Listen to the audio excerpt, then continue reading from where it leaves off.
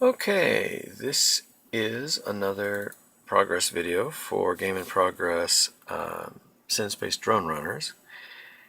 And what I'm doing right now is I'm installing it for the first time on this new Amazon Kindle, the $49 one, only this is the tangerine one.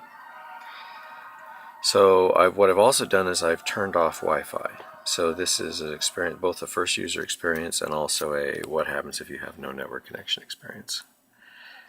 Just checking it so I can look at it later and see what can be better.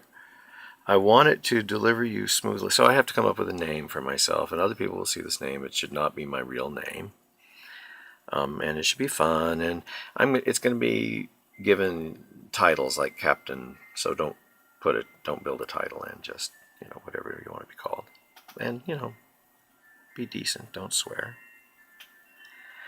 Anyway, so now it says, okay, great, continue with this, but it notices that the internet doesn't exist. So sometimes if you launch the game right after you've turned the tablet on, it's like it hasn't quite gotten hooked up to the internet yet, so you might want to just try again. In which case it doesn't have to reload the assets, but it retries the internet connection, which is going to fail forever. So I'm going to say play solo instead. And what that does is it just acts like you got connected. And if you look here, it's starting me on the default map, which right now is not the final default map.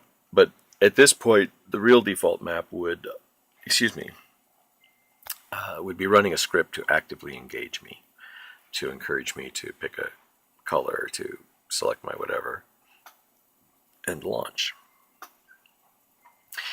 And since this is my first time playing the game on this device, I have to approve of the terms of service, which are basically, be nice to people and understand that if you draw a cute little line drawing of a spaceship, there's no intellectual property control on that. And, you should not draw one that looks like Mickey Mouse, but other people are free to copy your stuff. And then also, if you're paying for every byte of data, then be forewarned. Accept.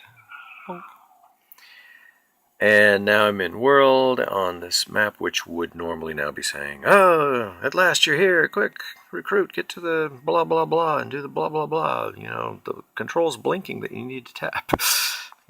Little tutorial that engages you and pulls you in. But this map just has a capture the flag game, which you can turn on. And I am the red team. I'm on the west side. So I made this mistake earlier when I tried to film a demo of this. So this is not really the first time I installed on this particular Kindle. I did uninstall just before this. Okay, I'm getting hurt. Yep, pain, pain, pain. Ooh, almost killed. But I picked up the flag, and now we'll demonstrate that while you're carrying a flag, you can't pick up anything else, which is okay. Discourages you from wandering into a concealed trap. I'm carrying the flag. You can see the little flag icon. I'm carrying the blue flag. And coming up on the zone, and there is a little square zone detector there. It doesn't tell you enough about the zone. And then boom, I drop it off. I get credit, and now I got 1 point. Woo. So we do that to 3 points. Now the only reason preventing me from just going and doing that again right away is that it hurts. And there it is. But I need to reheal before I can possibly go back in there. But since I don't really care. Oh, I found full restore. Well, suddenly I care a lot. Okay, but I'm going kind of slow. Oh no, and I'm going at a bad angle. The stupidest of stupids. Wow. Bad play. Okay, anyway, what else did I want to show? Oh yeah, so let's, I'm going to turn Wi-Fi on again. Oh, no, first of all, let me show that if you go to change maps, and I'm in solo mode right now. Oh, I remember something I wanted to show you. Oh, but I can't yet. Okay, so let's say I want to change to, I'm going to change to Battle Arena 2. Well, what's going to happen is it's going to try to take me to multiplayer, server Battle Arena 2. And I'm going to have to answer this question again every time I change maps. And, that's how solo mode works in a game that really doesn't want you to be playing in solo mode. And I don't know. If that's perceived as being too hard-ass, then I'm sure I can be swayed. But now what was I going to do? Oh, yes, I showed map changing. So now I'm going to re-enable my Wi-Fi. Pardon me while I put you down.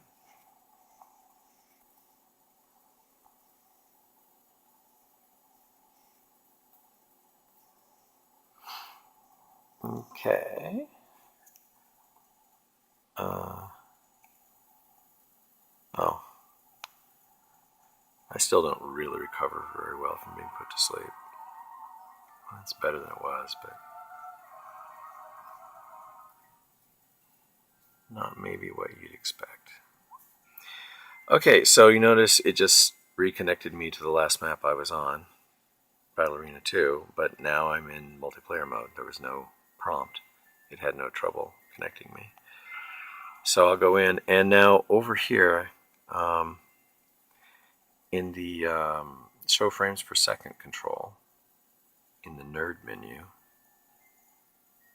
in the nerd options, and the options button was down here, options button, and just on top of the options button is this little recap of some stuff. And what that's actually telling you is that you are connected to server instance number, I think that says 7584, but I'm not sure. And that you are slot 0, and if someone else were to join, they would go into slot 1, and then slot 2, and then slot 3. And so long as there's at least one person in an instance, that instance will just stick around and you can come back to it later. But if everybody leaves an instance, then it evaporates and it's gone. And if you connect to the server and ask for an instance for a different map, and nobody else is playing that map, then you'll get a new instance number and you'll see this 75 number go up as a result.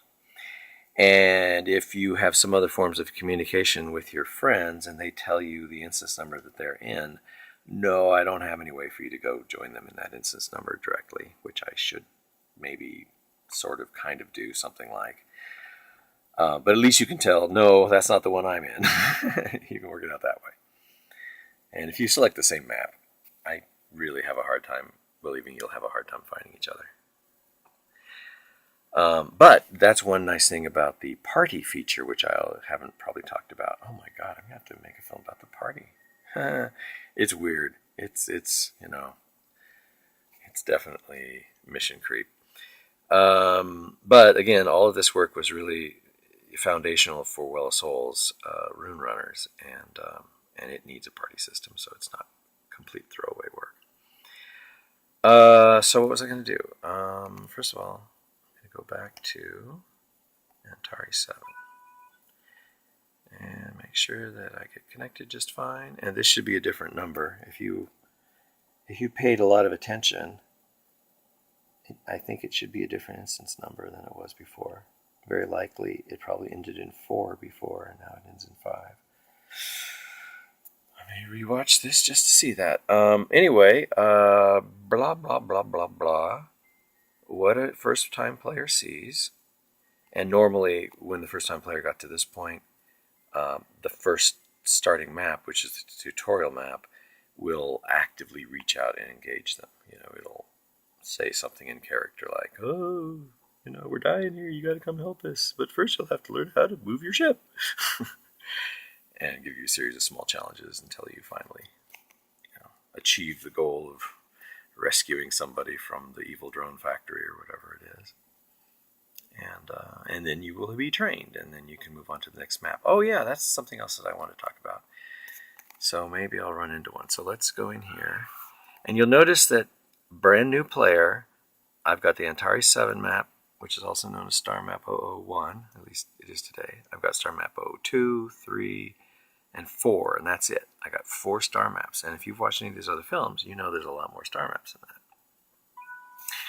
And the dealio is that those are locked maps, and that you have to play the game to unlock them. And the way you unlock them right now is through the miracle of encrypted star maps. So as you drive around in the game, in these stock maps, I really got to remember to set my pods at the start. This guy's got really pathetic pods. Anyway, as you pick things up, there's a certain chance of picking up a encrypted star map. And it looks just like a regular power-up, because it is. And once you pick one up, it's down here on your power-up button bar, like that one. It'll be next to it. It'll be in a square outline instead of a circle outline. Because if it's a circle outline, that means it's a selectable weapon that you can pick. And then, come on. Let me pick that one. There it goes. And then use it. Then the trigger fires whichever one you've picked. But anything in a square outline is just kind of in inventory, and when you tap it, it's going to use up one of itself. It's very likely perishable. I may have some eternal ones, but there's not a lot of room on the button bar, so mostly I want power-ups to be something that you hoard until you see a use for them. But anyway, if you pick up an encrypted star map,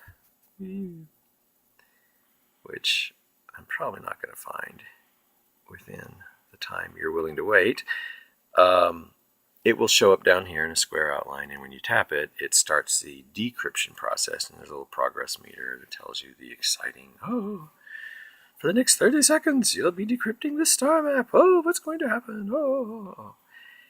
And shades of scripts that will, for the next 60 seconds, there will be waves of attackers, and you must protect the blah, blah, blah from the attackers, or blah, blah, blah will happen. Anyway, then at the end of that timeout, it rolls a die and says, sorry, we were unable to decrypt that one. Or my favorite, we decrypted it, but it's one you already had. But anyway, so you basically have these random forces that determine which of the other stock star maps you unlock and what order you unlock them. So two players playing the game may unlock maps in a totally different order. Okay, so that's interesting detail number one. Interesting detail number two is,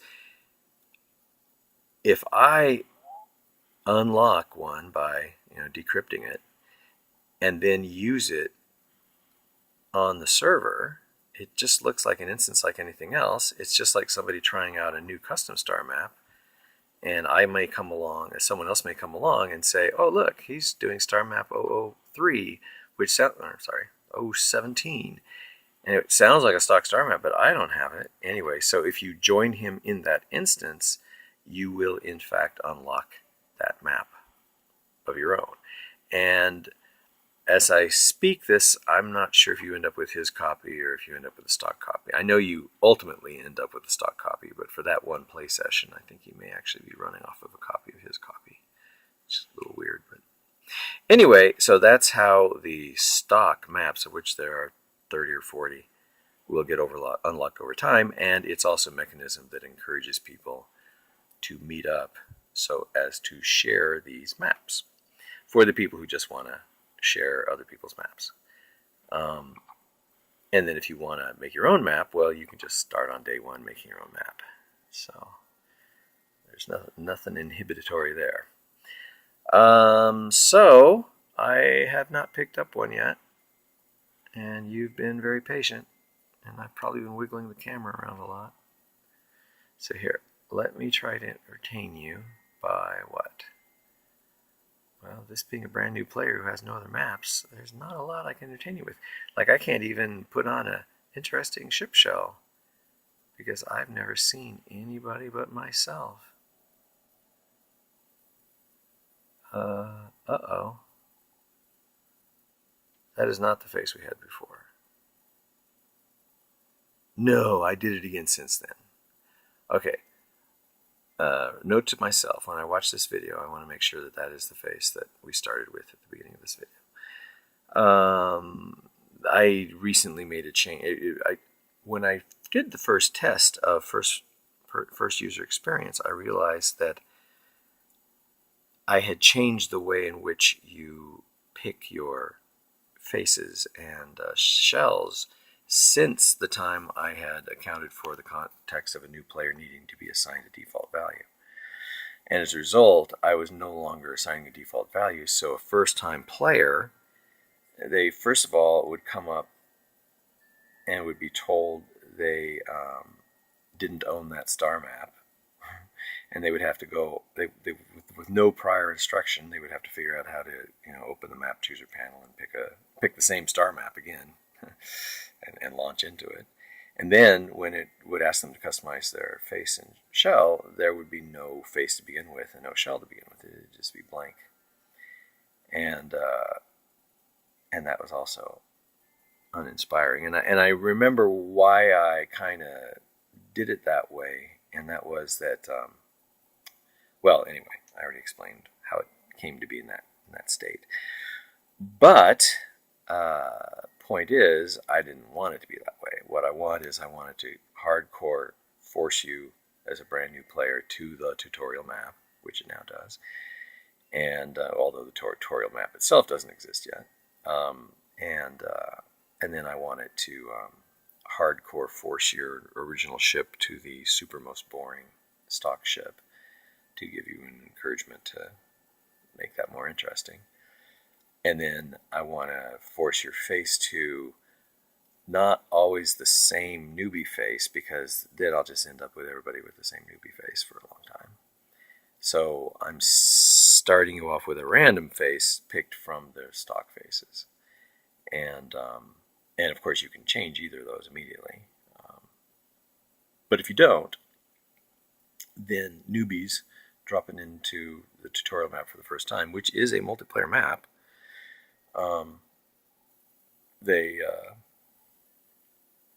they won't all look alike. There'll be no force favoring them to look exactly alike, though they may choose to do so all the same. And by the way, maps, in case I never mentioned this, star maps can now define through a star map property whether or not a map supports team play and how many teams, and whether or not your own weapons hurt you and your teammates. And I gotta say, when your weapons hurt you, it does raise the bar, and it is a totally different game, especially when you're not paying attention and your bullets are bouncing off of walls and coming back towards you. Especially when you've been playing for months, just not worrying about it and spinning around in circles and making pretty patterns with the bullet spray. That sounds horrible. These are not actually bullets. These are little pats of love energy, and that sounds worse. Anyway, it's not a violent game. It's a pretty game. See? It's pretty.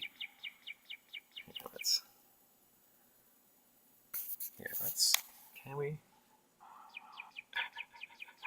There. Is my hand pretty enough? Oh, can I give myself a cramp? Whee! Okay, that's not looking super pretty.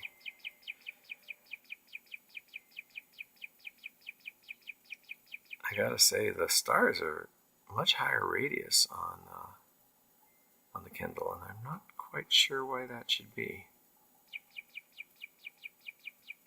Anyway, I think I've digressed enough, and it's still under 20 minutes.